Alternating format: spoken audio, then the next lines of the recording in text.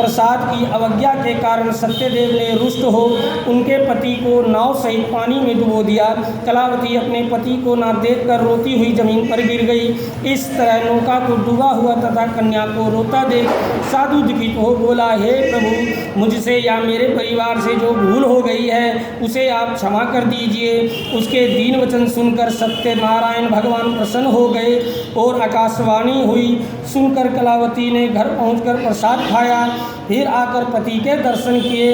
तत्पश्चात साधु ने बंधु बांधवों सहित सत्यनारायण का विधि पूर्वक पूजन किया। उस दिन से वह प्रत्येक पूर्णिमा को सत्यनारायण भगवान का पूजन करने लगा और कथा करने लगा। फिर इस लोक का सुख भोग कर अंत में स्वर्गलोक को चला गया। चतुर्थ अध्याय समाप्त। बोलो प्रेम से श्री सत्यनारायण भगवान की जय।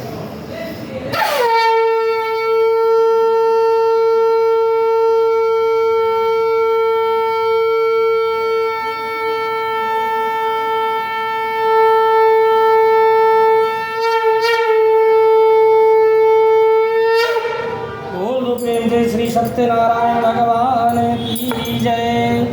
सूजी बोले, हे ऋषियों में और भी कथा कहता हूँ, सुनो। प्रजा पालन में लीन ध्वज नाम का एक राजा था। उसने भी भगवान का प्रसाद त्याग कर बहुत दुख पाया। एक समय वन में जाकर वन्य पशुओं को मारकर बड़ के नीचे आया। वहाँ उसने ग्वालों को भक्ति भाव से बांधवों सहित सत्यनारायण जी का पूजन करते देखा। राजा देखकर भी अभिमानवश वहाँ नहीं पहुँचा और न नमस्कार ही किया। जब ग्वालों ने भगवान का प्रसाद उसके सामने रखा तो वह प्रसाद का त्याग कर अपनी सुंदर नगरी को चला गया। वहीं उसने अपना सब कुछ नष्ट पाया तो वह जान गया कि यह सब भगवान ने किया है। तब वह विश्वास कर ग्वालों के समीप गया और विधि पूर्वक पूजन कर प्रसाद खाया तो सत्यनारायण की कृपा से पहले जैसा था वैसा ही हो गया। फिर दीर्घ काल तक सुख भोग कर मरने पर स्वर्ग लोक को गया।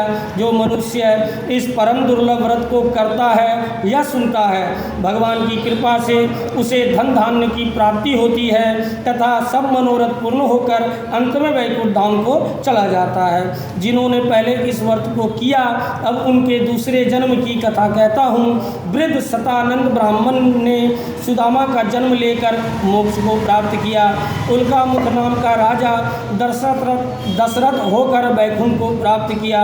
साधु नाम के वैश्य ने मोर ध्वज बनकर अपने पुत्र को आरे से चीरकर मोक्ष को प्राप्त किया। महाराज तुंगध्वज ने स्वयंभू होकर भगवान में भक्ति युक्त कर्म कर मोक्ष प्राप्त किया। 5वां अध्याय समाप्त। बोल दो प्रेम से श्री सत्यनारायण भगवान की जय।